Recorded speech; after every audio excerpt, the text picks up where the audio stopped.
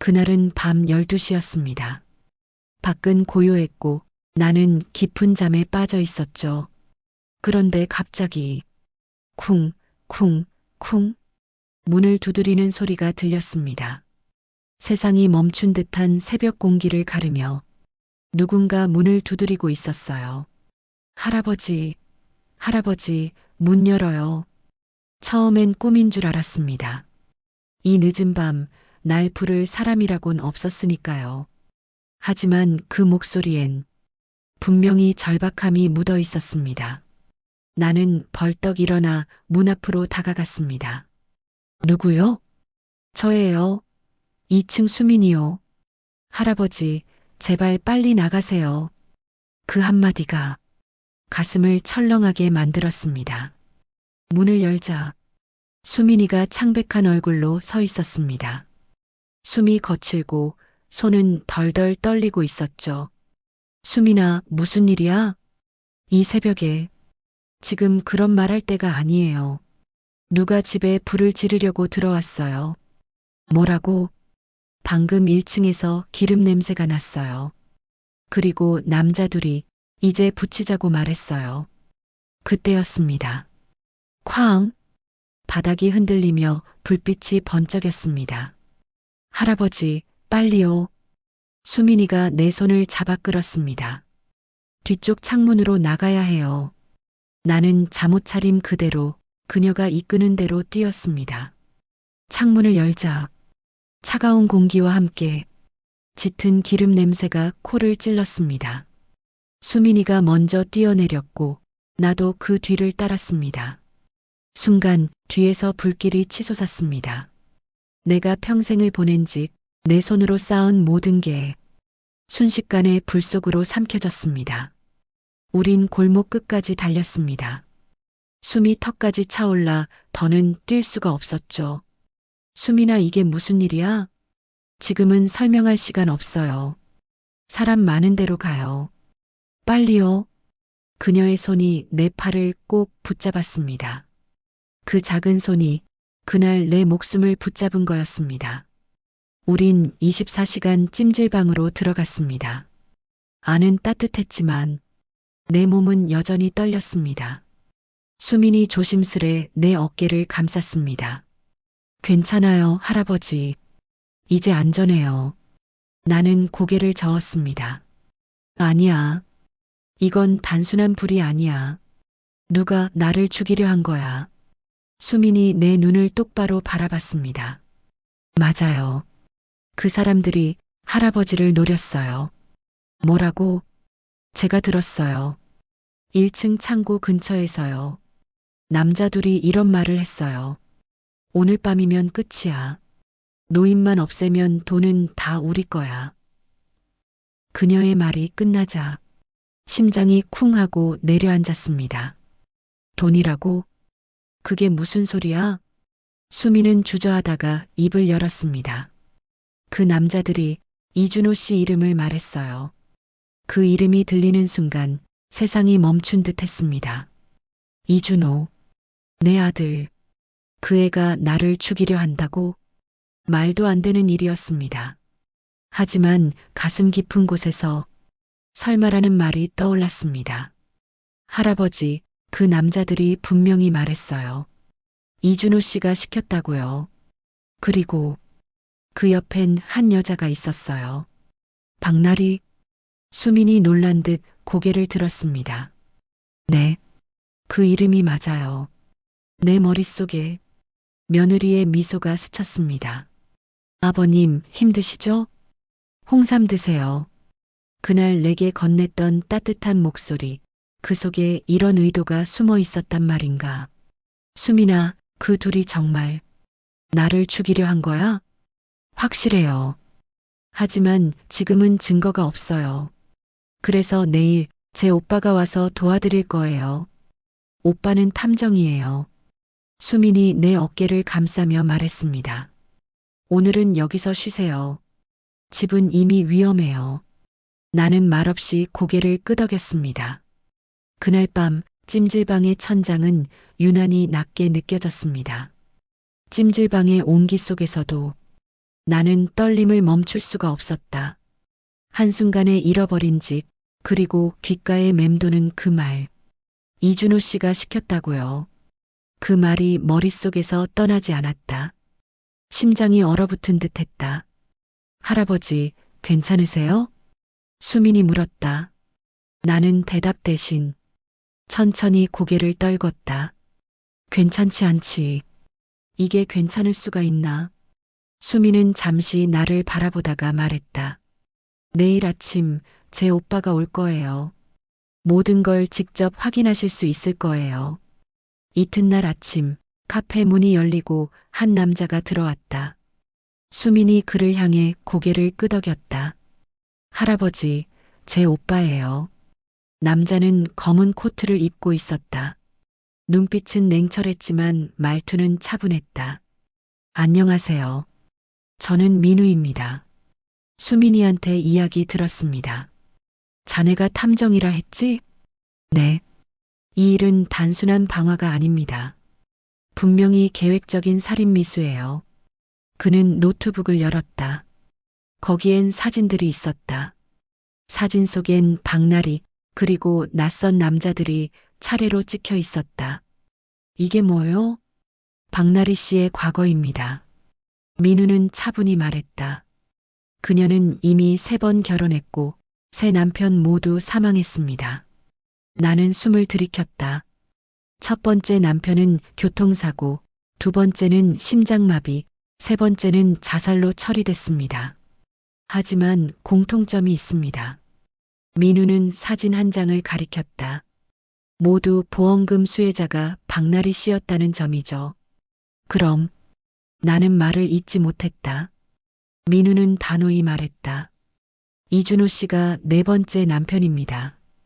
그리고 그 전에 시아버님인 어르신을 없애려 한 거죠. 수민이 입술을 깨물었다.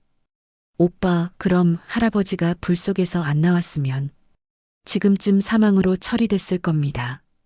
민우의 말은 냉정했다. 그 말이 내 가슴에 못처럼 박혔다. 그럼 내 아들은 왜 그런 짓을 하게 된 거지? 민우는 고개를 숙였다. 그녀가 조종하고 있습니다. 돈과 감정, 둘 다요. 이미 세뇌된 상태예요. 나는 손으로 얼굴을 가렸다. 아들놈이 나를 죽이려 했다니. 수민이 조심스럽게 내 손을 잡았다. 할아버지, 이제 우리한테 맡겨요. 그들이 직접 움직이는 순간을 잡을 거예요. 그게 가능해? 가능해요. 우린 함정을 만들 겁니다. 민우가 녹음기와 송신기를 꺼냈다. 이걸 옷 안쪽에 숨겨두세요. 모든 대화가 녹음됩니다. 그리고 위험하면 이 버튼을 누르세요. 경찰이 바로 출동합니다. 그는 내 눈을 똑바로 봤다. 하지만 이번엔 어르신이 미끼가 되어야 합니다.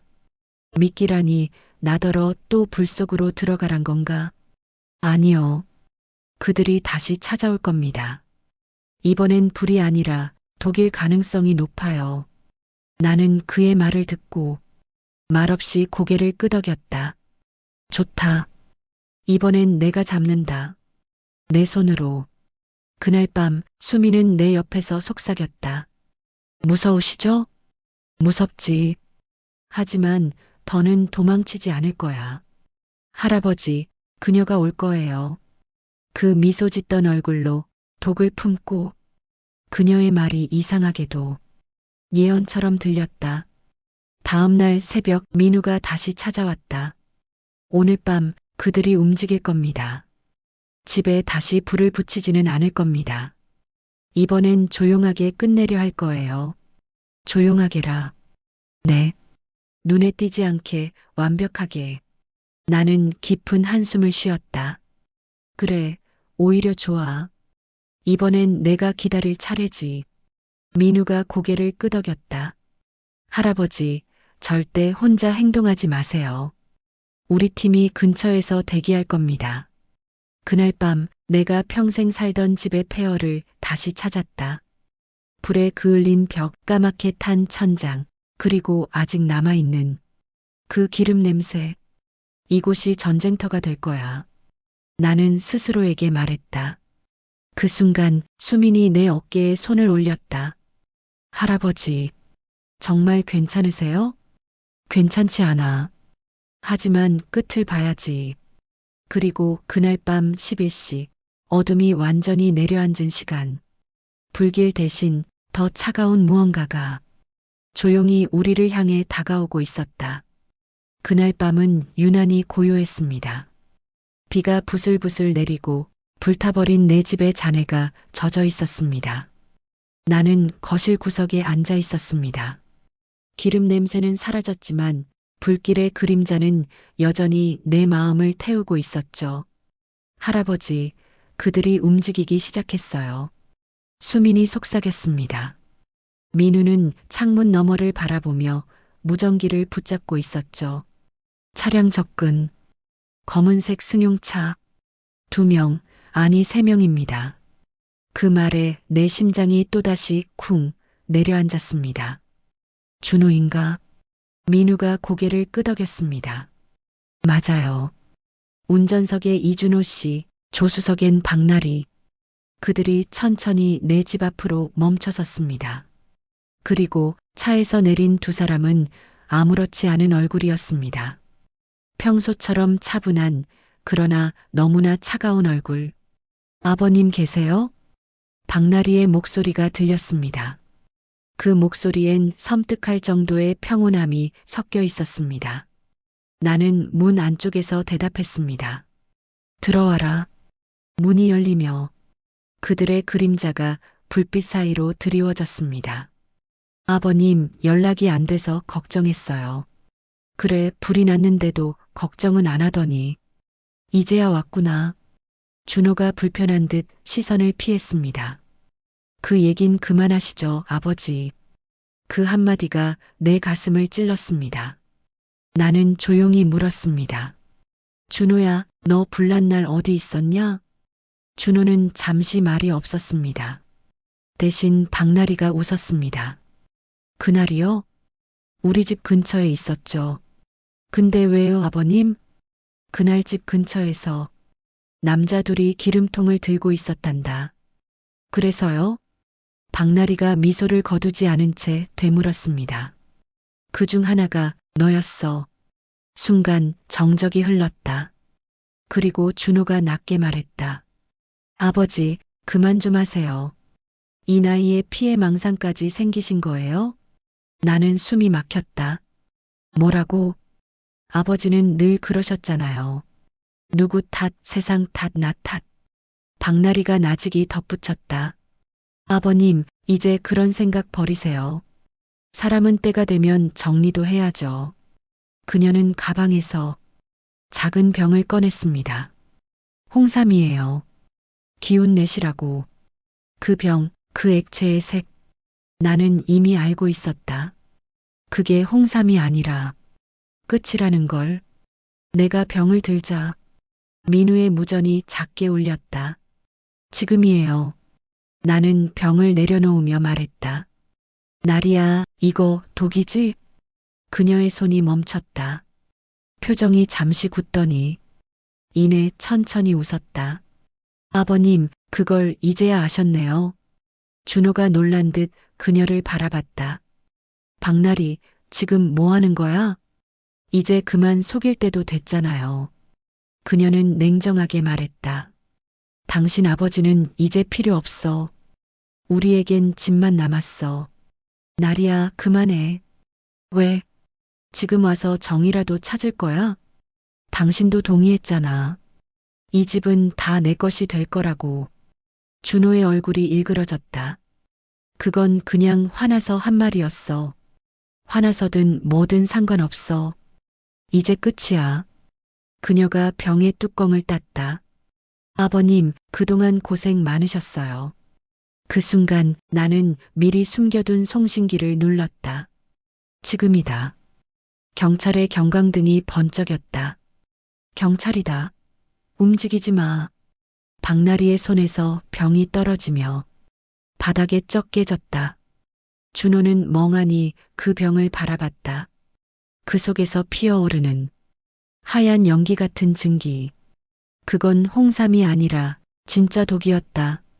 경찰들이 그들을 체포했다. 박나리는 차갑게 웃었다. 이런다고 끝날 것 같아요? 준호는 고개를 숙인 채 말했다. 아버지, 미안해요. 하지만 그 말엔 진심이 느껴지지 않았다. 그저 들켜버린 사람이 비겁한 한숨 같았다. 모든 게 끝난 후 민우가 내 옆으로 왔다. 이제 안전하십니다, 어르신.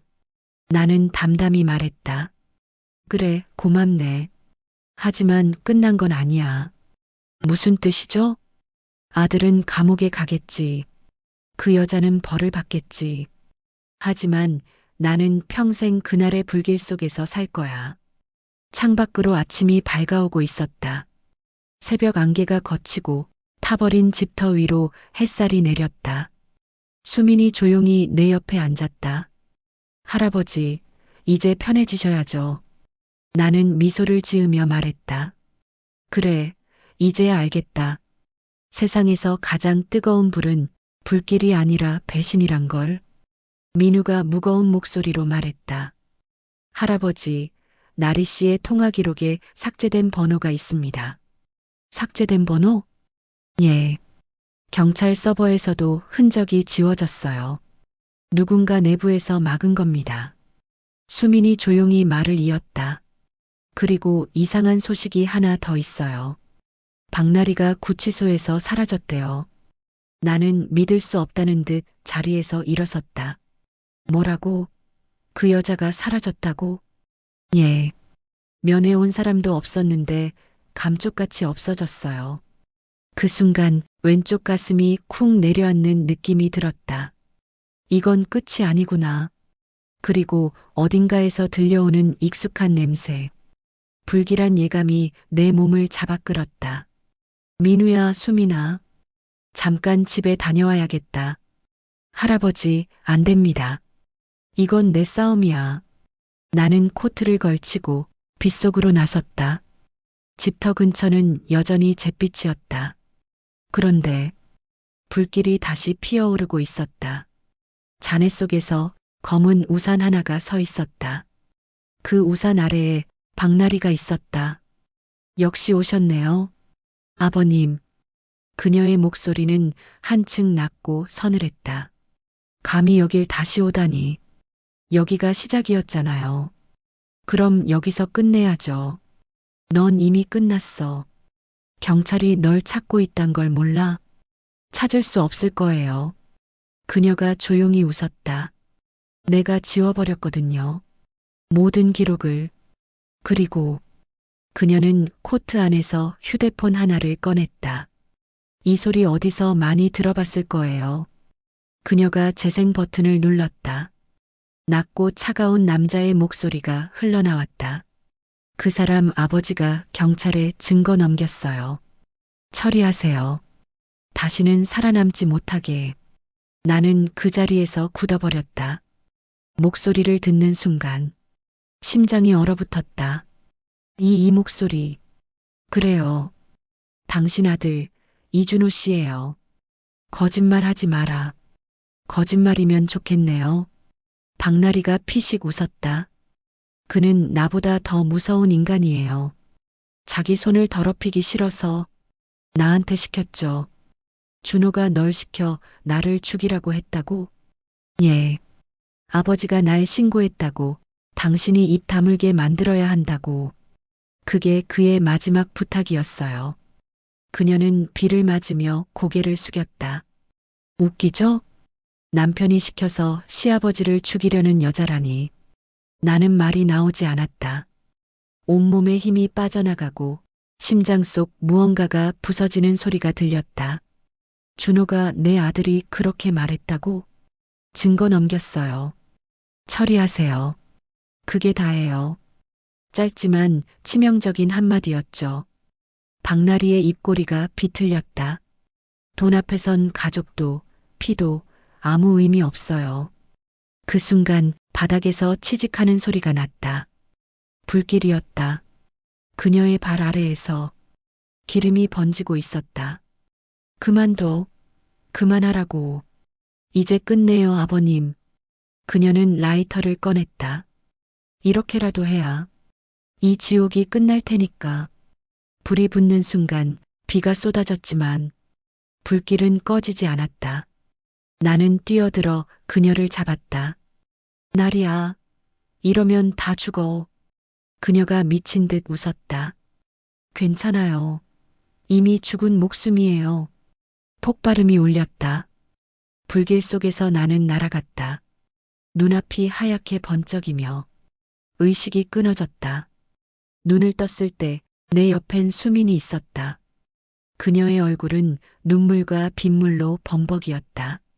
할아버지 괜찮으세요? 날이 어디 있지? 없어요. 시신도 흔적도 아무것도 없어요. 며칠 후 경찰은 나리를 사망 추정 처리했다. 하지만 난 믿지 않았다. 민우가 서류를 덮으며 말했다. 확실한 건 없습니다. 불길이 너무 심해서 무엇이든 사라졌어요. 나는 천천히 창밖을 바라보며 말했다. 그 여자는 불 속에서도 웃던 여자야. 죽지 않았을 거야. 그로부터 2주 뒤 이준호가 경찰서로 불려왔다. 그는 담담하게 말했다. 아버지를 보호하려고 했습니다. 나는 그를 똑바로 보며 물었다. 그럼 이건 뭐냐? 나는 녹음 파일을 틀었다. 그 순간 준호의 표정이 굳었다. 그 사람 아버지가 경찰에 증거 넘겼어요. 처리하세요. 다시는 살아남지 못하게. 내 목소리 맞지? 준호는 미묘하게 미소 지었다. 편집된 거예요. 편집? 내 양심도 그렇게 편집했냐? 아버지 세상은 강한 사람이 이기는 거예요. 그 한마디에 나는 웃음이 터졌다. 슬프고 허탈하고 모든 게 무너지는 웃음이었다. 그래, 준호야. 그 말, 내 어머니 돌아가시던 날. 그녀가 내게 똑같이 했었지. 강한 사람만이 살아남는다. 준호의 눈빛이 흔들렸다. 그건 그때는. 아니, 넌 똑같아. 내 어머니의 피를 이어받은 게 아니라 그녀의 탐욕을 배운 거야. 준호는 고개를 돌렸다. 아버지, 이제 끝내요. 그래, 끝내자. 그날 준호는 구속됐다. 혐의는 공모교사. 그는 끝까지 반성하지 않았다. 며칠 후 폐허가 된 집터에서 나는 조용히 혼잣말을 했다. 이제 끝났구나. 수민이 내 곁에 다가왔다. 할아버지, 이제 뭐 하실 거예요? 살아야지. 다시 나답게. 불은 꺼졌지만 죄는 남았다. 아들은 반성하지 않았다. 그러나 한 노인은 절망 위에서 다시 피어나기 시작했다. 검은 연기가 거치고 나니 모든 게 사라져 있었다. 불탄 잔해, 부서진 기둥, 그리고 내 아들의 흔적까지. 나는 잿더미 위에 홀로 섰다. 바람은 차가웠고 불길이 스쳐간 자리는 뜨겁게 식어 있었다. 그날 이후 나는 매일 이곳을 찾았다. 누군가의 숨결이 남아있는 듯 했기 때문이다. 며칠 뒤 경찰서에서 연락이 왔다. 이준호 씨의 1차 조사 결과가 나왔습니다. 나는 묻지 않았다. 물어봐야 더 아플 걸 알았으니까. 하지만 그날 밤 담당 형사가 내게 말하더라. 아드님 죄를 인정하지 않습니다. 나는 멍하니 창밖을 바라봤다. 유리창에 비친 내 얼굴은 더 이상 아버지의 얼굴이 아니었다. 오래된 초상화처럼 색이 바래버린 인간의 그림자였다. 인정하지 않는다고? 예. 오히려 피해자 행세를 하고 있습니다. 피해자? 박나리가 모든 걸 꾸몄고 자신은 속았다고 주장합니다.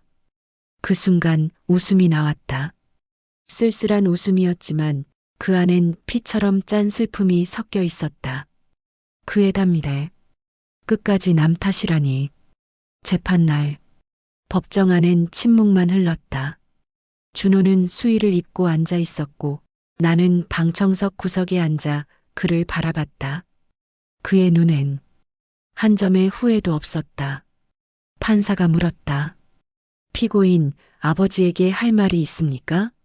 준호는 잠시 나를 보더니 입꼬리를 비틀며 말했다. 없습니다. 그 한마디에 모든 게 끝났다. 나는 재판이 끝나고 복도에서 홀로 벽을 짚었다. 숨이 가빠지고 눈물이 나왔지만 그 눈물엔 미련이 없었다. 수민이 다가와 조용히 말했다. 할아버지, 괜찮으세요? 괜찮아. 이젠 진짜 괜찮아. 그때야 알았다. 용서는 타인을 위한 게 아니라 나 자신을 위한 거였다는 걸. 그날 이후 나는 모든 걸 내려놓았다. 집도 통장도 남은 이름표까지